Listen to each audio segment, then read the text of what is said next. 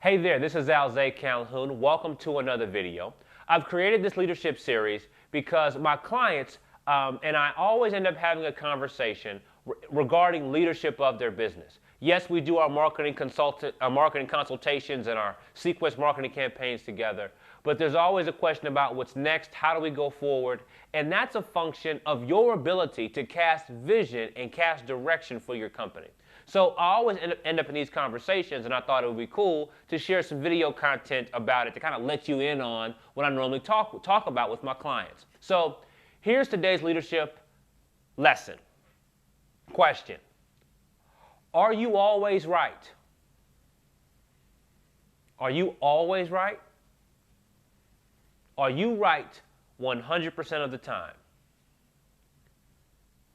So here's the question behind that. How do you know if you're not right 100% of the time, if you're not always right, how do you know that you're not always right? What makes you certain? How are you clear that you're not always right? How long does it take for you to know that what you said or what you did wasn't the right thing to say or to do? How do you know? So for most of us, we know that we're not right because something in the marketplace tells us or shows us, proves to us that we're not right. For many of us, that testing and that proof that we're not right is too long of a process. You have an idea, you have an assumption, and it takes 6 weeks, 6 months, 6 years before you relinquish that idea that you were holding on to so tough.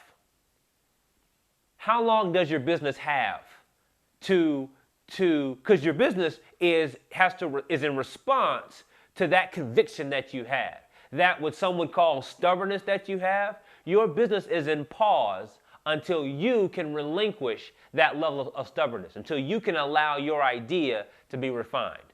So how long does your business have to wait while you figure out whether or not you're right? And if you're interested in another way of thinking about it, then I have a suggestion for you. Why don't you allow your team to filter your thoughts? Now, what I mean is, I'm not saying you give them your big full idea, ask them what they think, and they say, that's all right, and then you just take off. That wasn't a filtering process. The filtering process looks more like you provide the idea early. Hey team, I'm thinking about going in this direction. How does that sit with you guys? And then they get to more or less vote. They get to say, well, I'm feeling good about this part, not good about that part. Maybe add this, maybe take away that.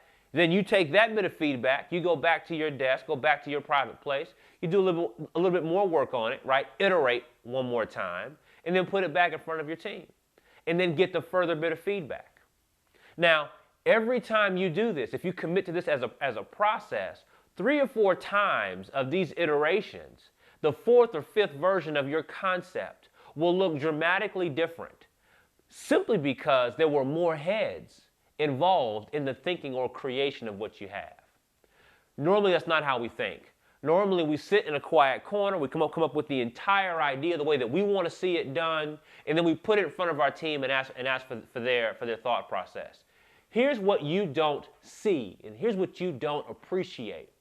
When you speak to someone and you give them your entire thought, they hear how much time you've spent. They hear how broad of an approach that you've taken. And somewhere in their mind, they say to themselves, I'm not going to shatter that guy's dreams. I'm not going to push back on that thought. He's thought so long and thought so hard about it that it'd be too hard to convince him of something else. Or my feedback is not really going to matter because look at how long and hard he's thought about it. I haven't thought that long and hard about where I'm coming from. So what you haven't realized is you have diminished the response of your team because of how you have presented your idea. In other words, you made the assumption from the get-go that you were right. That is how you prepared the concept, as if you were right.